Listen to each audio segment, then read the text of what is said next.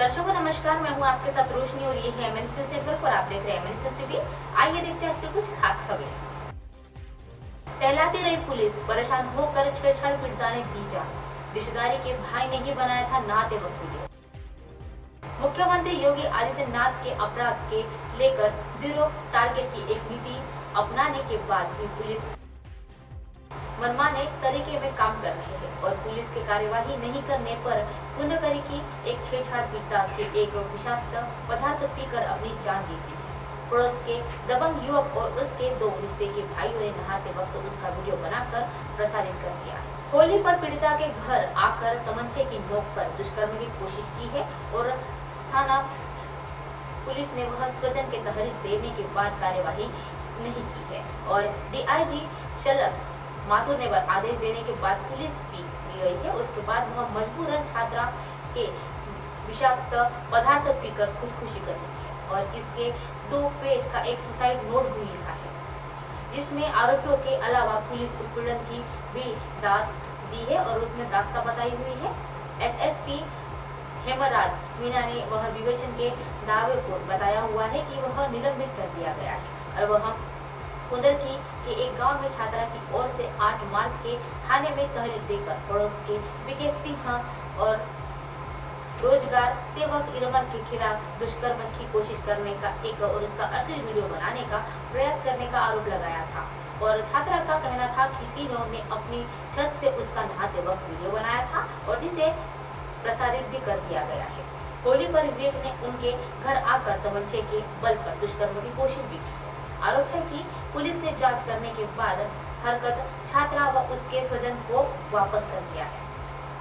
15 मार्च को डीआईजी से मिले थे स्वजन। इसके बाद स्वजन सीओ और एसएसपी और 15 मार्च को डीआईजी से मिले थे और अधिकारी ने कार्यवाही के लिए थाना पुलिस को लिखा था, लेकिन प्राथमिकी फिर भी दर्ज नहीं करवाई गई। परेशान होकर बीते दिवस छात्रा ने विषाक्त पदार्थ पीकर अपनी जान दे दी और हालत बिगड़ने पर उसके मुरादाबाद अस्पताल में भर्ती कराया गया, जहां उसे मृत घोषित कर दिया गया। छात्रा के स्वजन के पुलिस के खिलाफ अस्पताल में हंगामा भी मच गया था और वह बहुमुश्किल पोस्टमार्टम के लिए भी राजी हुए थे और उधर घटना की जानकारी मिलते ही पुलिस ने आईटी एक्ट के तहत आत्महत्या और उसके उकसाने का एक धारा प्राथमिकी दर्ज करवाई गई है। आरोपी विकेश और इमर का गिरफ्तार कर लिया है और वह कुंदरकी थाना प्रभारी ललित कुमार ने बताया है कि इस मामले में तीसरे आरोपी हरिद्यान की तलाश कर रही है और उसमें टीमें भी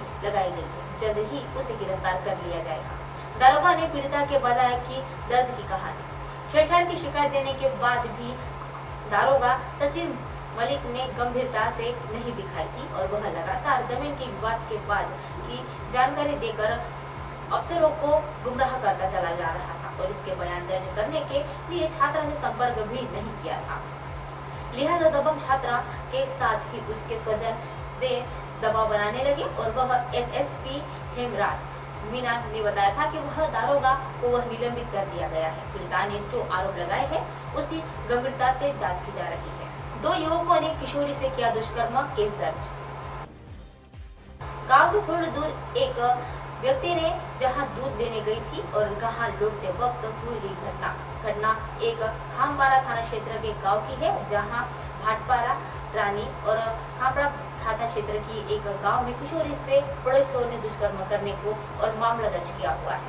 घटना 2 दिन पहले की है। पुलिस ने मां की तहरीर पर किशोरी को मेडिकल परीक्षण के लिए पहुंचाया है और विरुद्ध पॉक्सो एक्ट के तहत केस भी दर्ज कर लिया गया है। पुलिस आरोपियों की धरपकड़ में जुटी हुई है।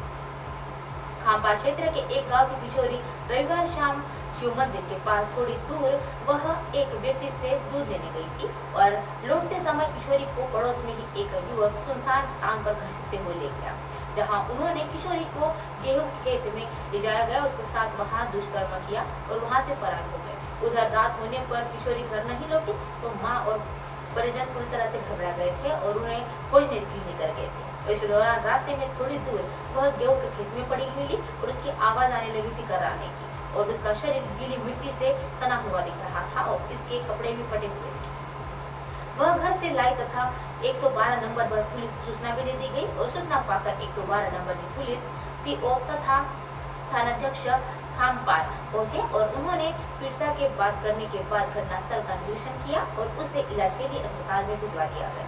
दूसरे दिन किशोरी को जिला अस्पताल भेजकर मेडिकल परीक्षण भी करवाया गया और इसके बाद किशोरी की माता की तहरीर पर सोमवार देर रात गांव के युवक पर मान सिंह उर्फ गोलू यादव तथा अभिषेक यादव के विरुद्ध पॉक्सो एक्ट के तहत विभिन्न धाराओं के तहत भी मुकदमा दर्ज करवा लिया गया है।